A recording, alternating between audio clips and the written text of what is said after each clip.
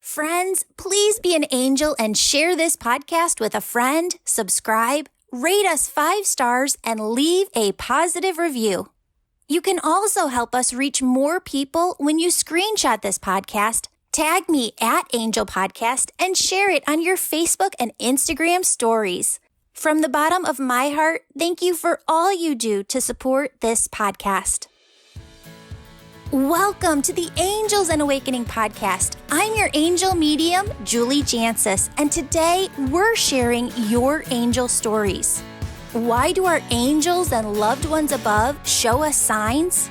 Yes, they want us to know they're okay and at peace, but deeper than that, they want us to connect with them so that they can help us more from the other side.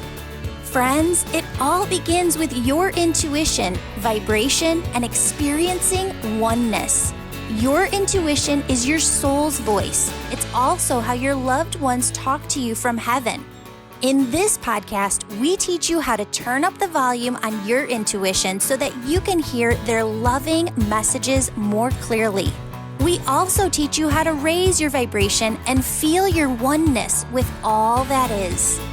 Friends, you are here to love, give love, receive love, be love, radiate love.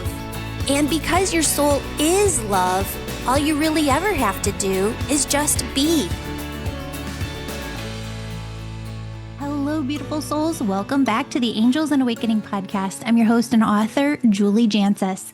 Friends, we just got home. I'm recording this on Wednesday, November 19th. Just got home from New York. I am back in my podcast studio, which is an absolute disaster, and I need to clean very much.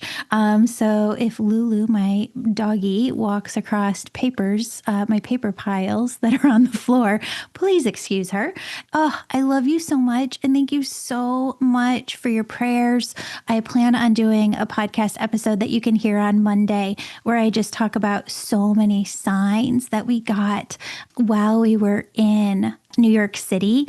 And so that'll be on Monday, but I went down to let Lulu out this morning. We got home yesterday. I heard the angels say, you need to record the podcast episode for Thursday. So they said, go upstairs. You actually already have one that would be perfect. So I went upstairs. On my chair, podcasting chair, there's this book, Guardian Angels, True Stories of Answered Prayers by Joan Wester Anderson. And you know, her publisher has given me permission to read a couple stories out of each book.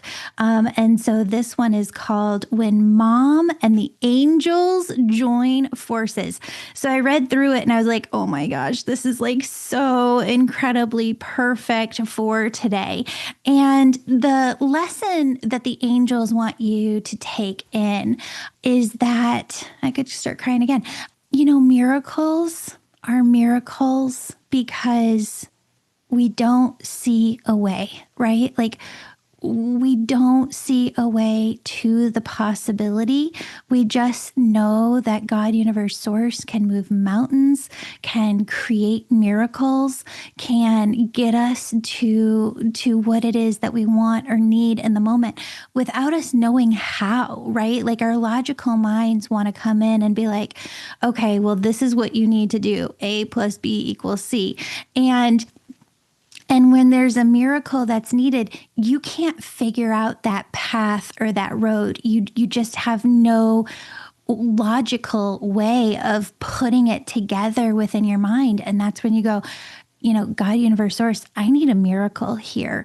And as I've done this work over the last 10 years with you, working one-on-one with you, what I have found is that myself and so many of us at the beginning are very hesitant in going to God. You know, I think a lot of us were taught when we were younger kids, you know, don't go to your parents, don't go to get help unless you really need help, right? Be self-sufficient. Do as much as you can on your own. And then, you know what? If you do need us, then come to us, right? I think a lot of us were even taught that with doctors.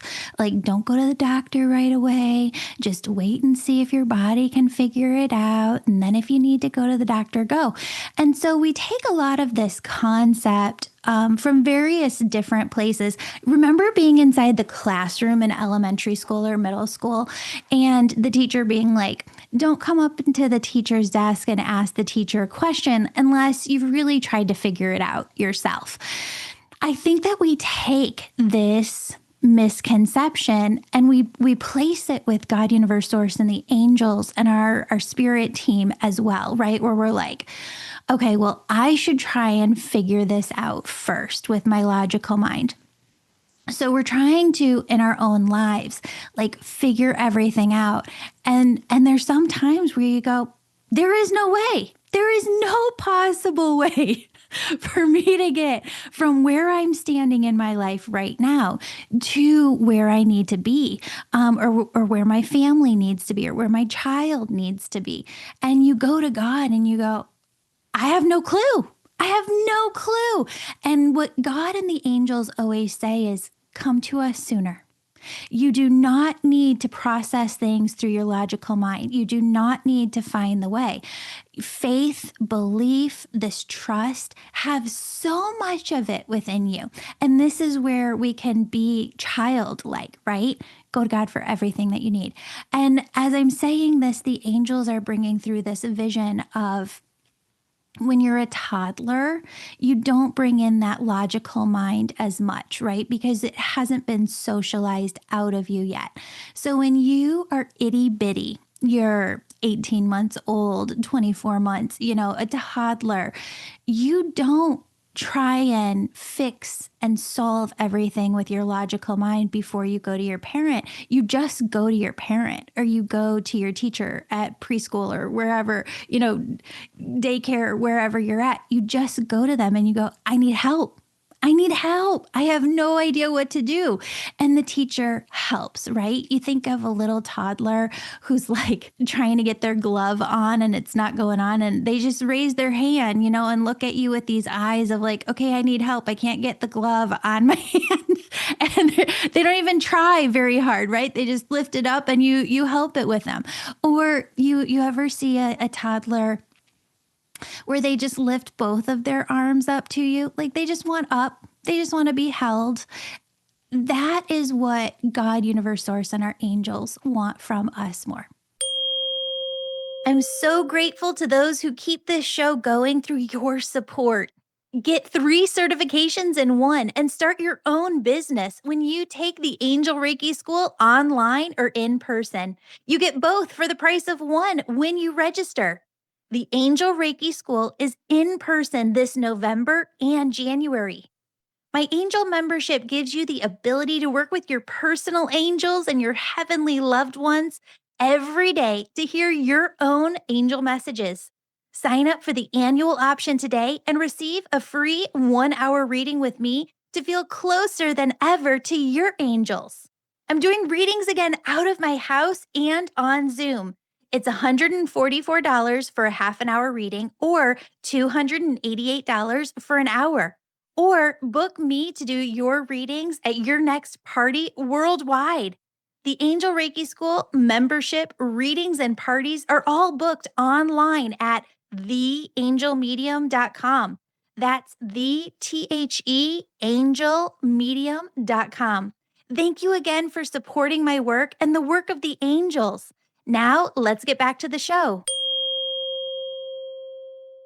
You don't have to even sit there and bang your head against the wall and try and figure it out and try and get to the solution before going to God. Just go to God with everything. And I think the more that we do this, the more that the answers come to us with ease, just like this morning. Okay, I totally forgot that I need to get a podcast episode done for today. God, what do you want me to do? Hey, it's up on your chair. It's literally up on your chair. Okay, I'm just going to go read the story, right? And then I just start speaking and with the visions that come in and what I hear and what the angels are bringing to me, you just say it. Just say it. So I want you to try that this week. this weekend, whatever you need, don't even try and process it with your logical mind. Just go straight to God. Just go straight to the angels and say, I need a miracle. And let that be what it is. Okay. So this chapter is called When Mom and the Angels Join Forces. And it's got a quote by Della Reese. If you don't know who Della Reese was, she was an actress who was on the show back in the 90s called Touched by an Angel.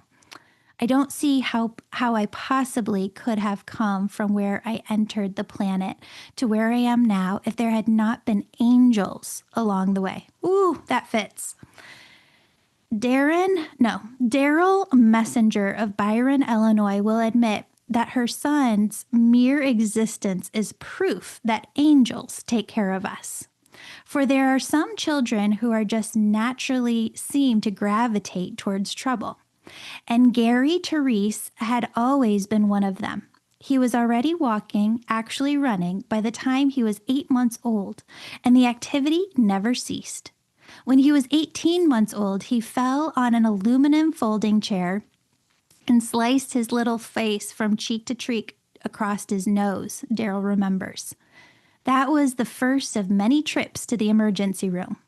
When Gary was about 6, he fell off his mini bike wearing only a pair of summer shorts, slid down a gravel road on his tummy, and narrowly missed impaling himself on a steel spike on the side of the road.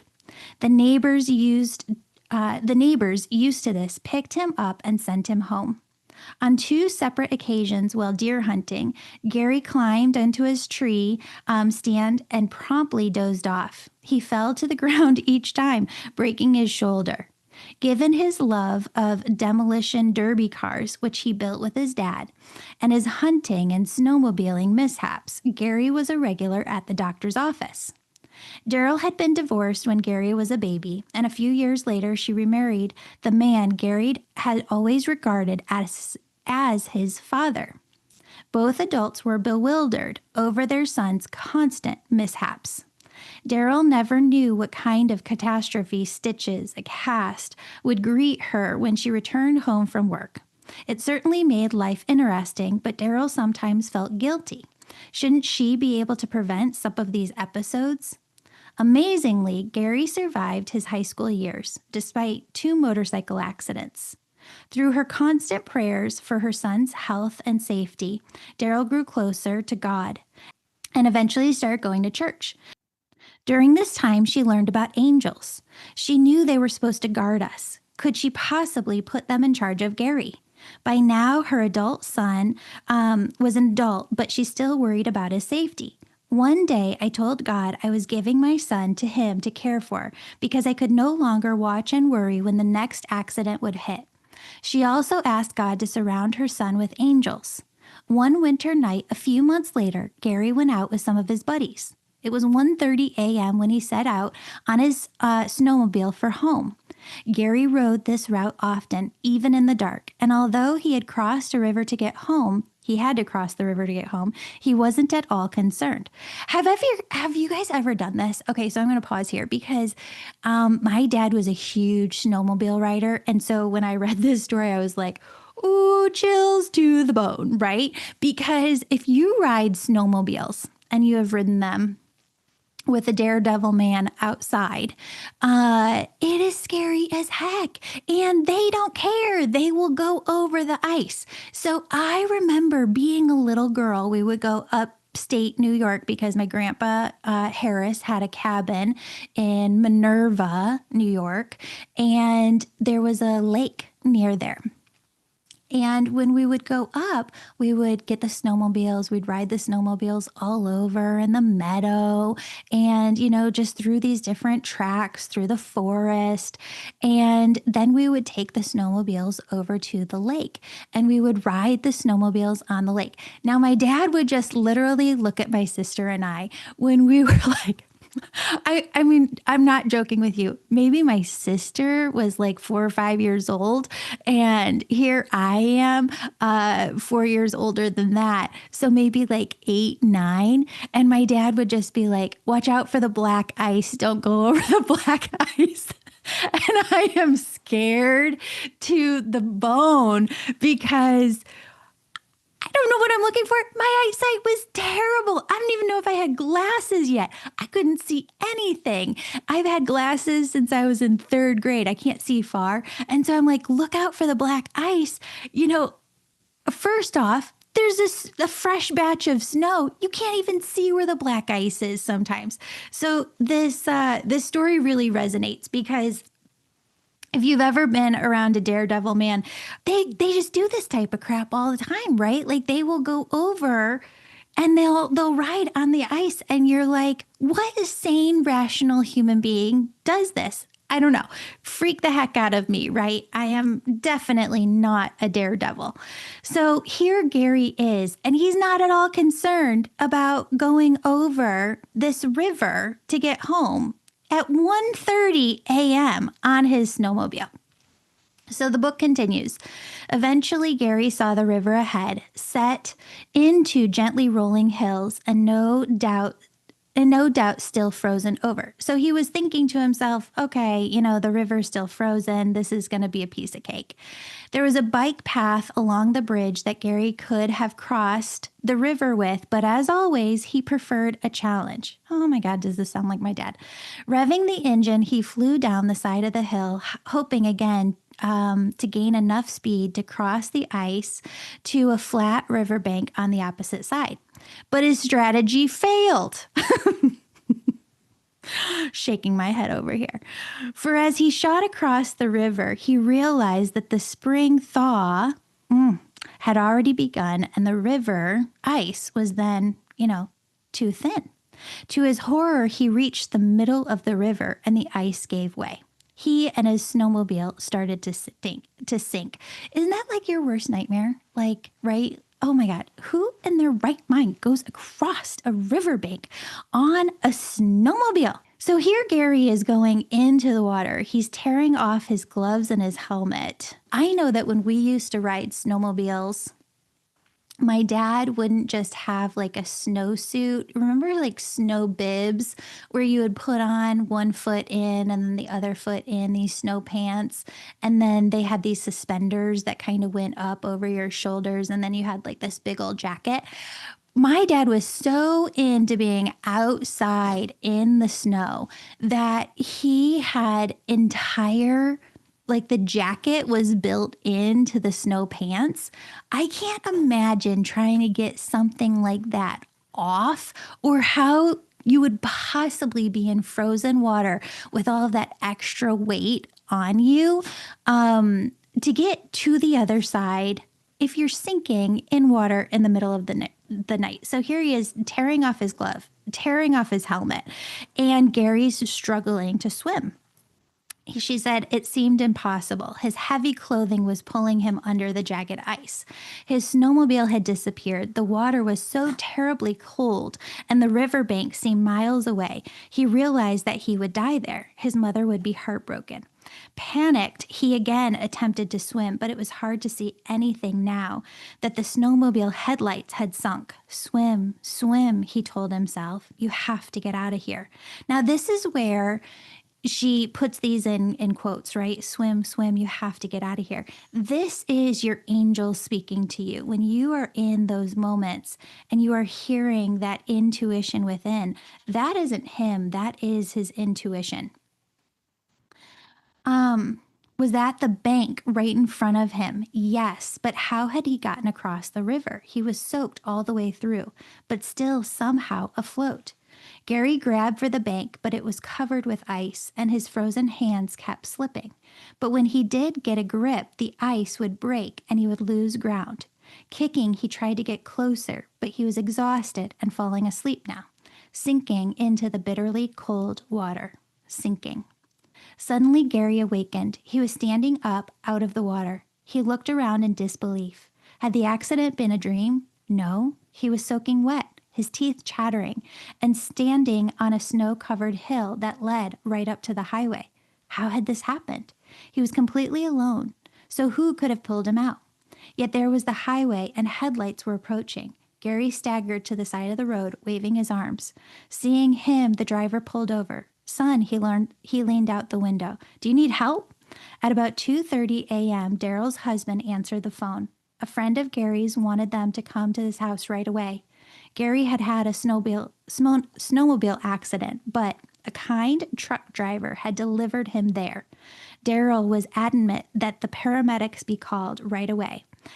And Gary's friend did just that. At first, the doctors thought he might lose a finger in his toes due to frostbite, Daryl says, but he didn't and is now fully recovered.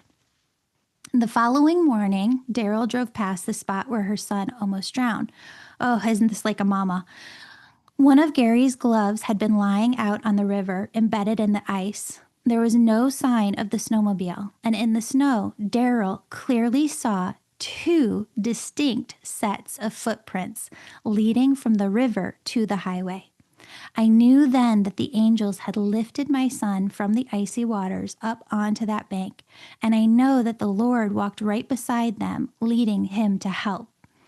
Recently, Gary damaged both of his ankles in a fall, so Daryl admits that she cannot totally give up worrying about her son, especially one as active as he is. But when I find myself involved in these little nagging thoughts, I stop myself and I say, God, he is yours. Then a sense of peace comes over me, and I know that no matter what, Gary is safe in God's hands. She knows miracles happen every day. I came up this morning, and when I read that story, I just felt so thankful that the title was When Mom and the Angels Join Forces, because that's what I've been feeling all over this last year with Elle. And I don't know if I said this before on the podcast. Forgive me. It's been a very long, almost 2 weeks being out in New York City for the surgery. But it'll only take me about 30 seconds. So I'll tell this again on Monday, though. When Elle's doctor came out of the surgery, if your kid's having surgery, you're normally in like the parents' waiting room, right? And the doctor comes out and is going to talk to you because your kid is probably with the nurses and still trying to wake up after the surgery. And they prepare your child a little bit before you can see them. So you're spending some time talking to the doctor. Well, the doctor came over and they said, Elle had a 100% fully tethered cord. And I just am so grateful to Elle's angels, to my angels who were relentless this year, who didn't give up, that, a lot of times we as human beings, part of being a human being is we want to see the entire picture all the time. I want to know exactly how everything turns out. I want you to give me the entire picture. But we don't. It's almost like being a human being.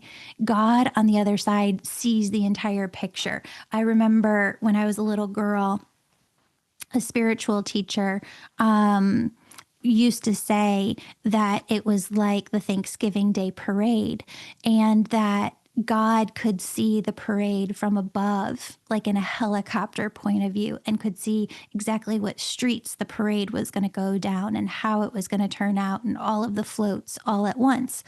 But us as human beings, it's like we have this keyhole perspective. We're looking through a keyhole at life, and we are just seeing one teeny tiny perspective. Like you are on the floor at the Macy's Day Thanksgiving parade, and you can just see one float coming at a time, maybe a little bit of the next float coming, a little bit of the float that just passed.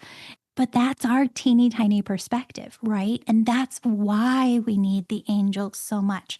That's why we need to put all of our faith, trust, belief in miracles, because we know that the angels see, that God sees the entire picture. And God and our angels and our spirit team can prepare our lives so that what we need when we need it shows up exactly. And so thank you so much, friends. I'm just going to keep saying thank you, thank you, thank you so much for your prayers for Elle. She is doing fantastic. We are just so incredibly proud of her. And now we just pray for her continued healing.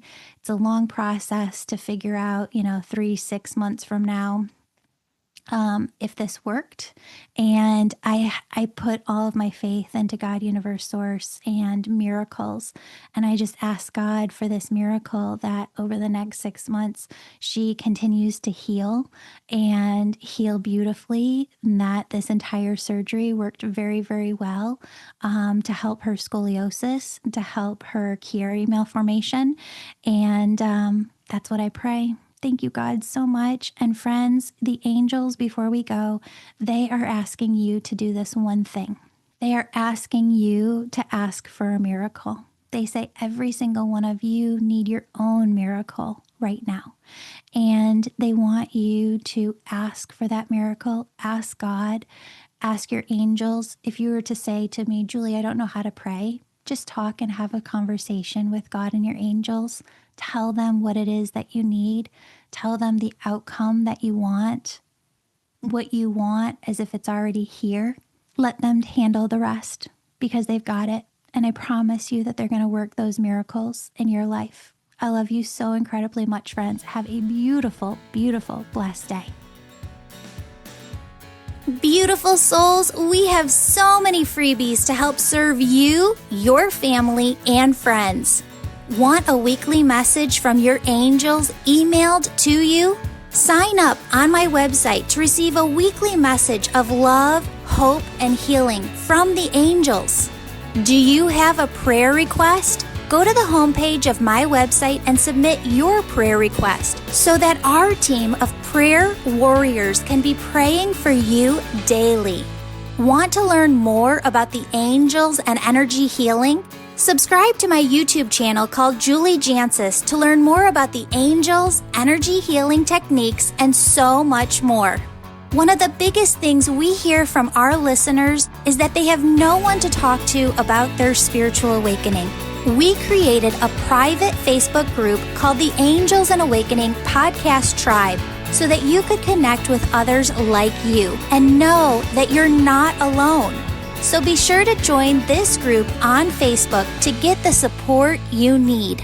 Want a free session? We plan to give away over 240 free sessions with students in the Angel School per year. To win a free session, subscribe and rate this podcast 5 stars. Then write a positive review and email us a screenshot. That way we know who to contact when you win. Want to share your uplifting angel story on the podcast? Because we love sharing them. Please write down your angel story and email it to us. Don't forget, be an angel and share this podcast with someone who needs it. See you back here next time for another episode of the Angels and Awakening podcast.